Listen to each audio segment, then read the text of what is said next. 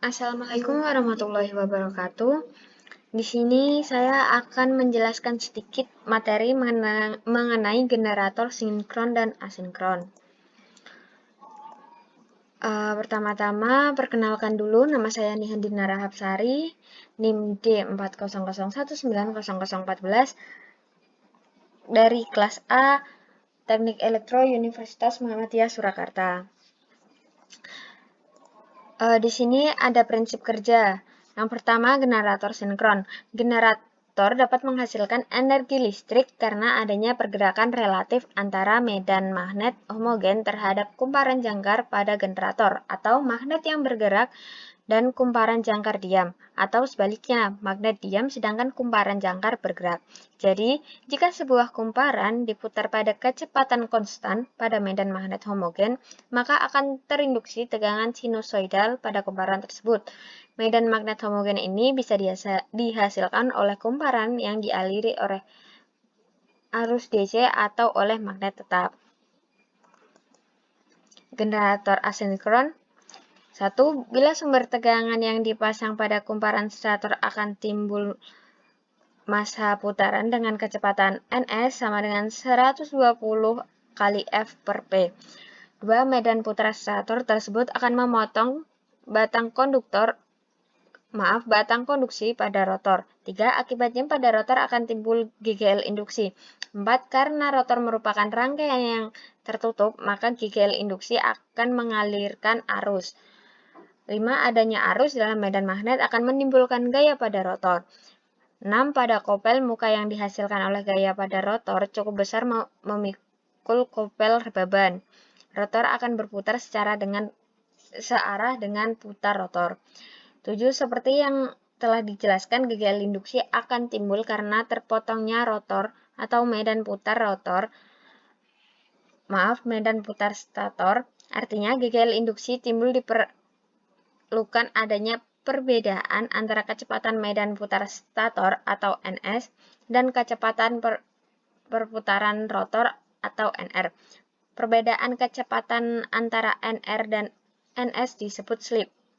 Besarnya Nr atau kecepatan rotor lebih besar daripada Ns atau kecepatan stator. Rumus slip dinyatakan dalam S sama dengan Ns dikurangi Nr per Ns kali 100%. Lalu ada komponen generator.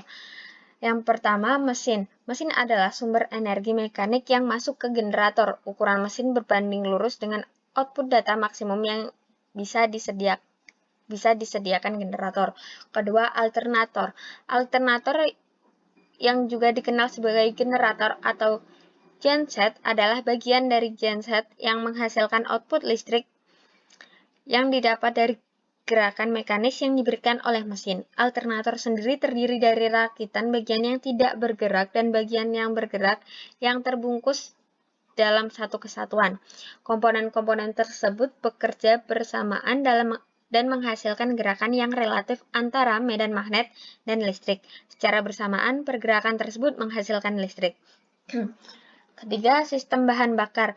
Tangki bahan bakar biasanya memiliki kapasitas yang cukup untuk menjaga generator tetap beroperasi rata-rata 6-8 jam.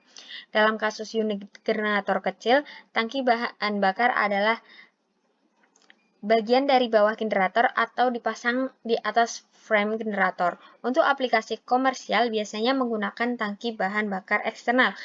Semua instalasi harus memiliki persetujuan Divisi Perencanaan Kota. 4. Regulator tegangan. Sesuai dengan namanya, komponen ini mengatur tegangan keluaran generator. Komponen yang meliputi regulator tegangan atau konversi tegangan AC ke DC, rotation rectifier atau konversi arus AC ke DC, dan rotor atau armature atau konversi arus DC ke AC. Siklus dari keempat bagian tersebut sampai generator menghasilkan tegangan keluaran yang setara dengan kapasitas operasi sepenuhnya. 5. Sistem pendingin dan sistem pembuangan panas. Penggunaan generator secara terus-menerus menyebabkan berbagai komponennya menjadi panas, sedangkan penting untuk memiliki sistem pendingin dan pembuangan panas untuk menyalurkan panas yang dihasilkan dalam proses. 6. Sistem pelumas. Karena generator terdiri dari bagian yang bergerak pada mesinnya, diperlukan pelumasan untuk memastikan daya tahan dan kelancaran operasi dalam jangka waktu yang lama. Charger baterai. Pengoperasian genset dimulai dari tahap pengoperasian baterai. Pengisian daya baterai memastikan baterai generator diisi dengan voltase yang tepat. 8. Panel kontrol. Komponen ini merupakan penghubung antara penggunaan generator dan generator itu sendiri. Tiap pabrik memiliki berbagai fitur berbeda di panel kontrol unit mereka. 9. Ruangan atau bingkai. Semua generator, baik portable atau stasioner, memiliki rumah atau ruangan sendiri yang berfungsi sebagai bingkai. Idealnya, ruangan ini dibuat agar ramah lingkungan dan aman. Analisa rangkaian start delta. Start atau bintang dan delta atau segitiga adalah model rangkaian untuk power supply ke motor listrik. Perbedaan dasar dari rangkaian start dan delta terletak pada koneksi terhadap kumparan motor yang ada di dalam motor listrik. Kumparan motor ada 1 fasa dan 3 fasa. Di artikel ini kita bahas motor 3 fasa. Motor 3 fasa memiliki 3 gulungan seperti gambar berikut ini. Seperti gambar yang tertera.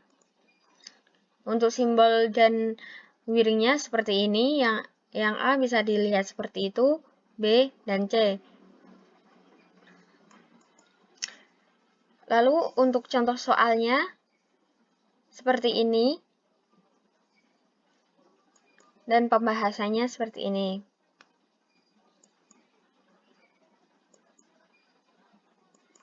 Sekian presentasi dari saya. Bila ada salah kata saya meminta maaf. Terima kasih. Wassalamualaikum warahmatullahi wabarakatuh.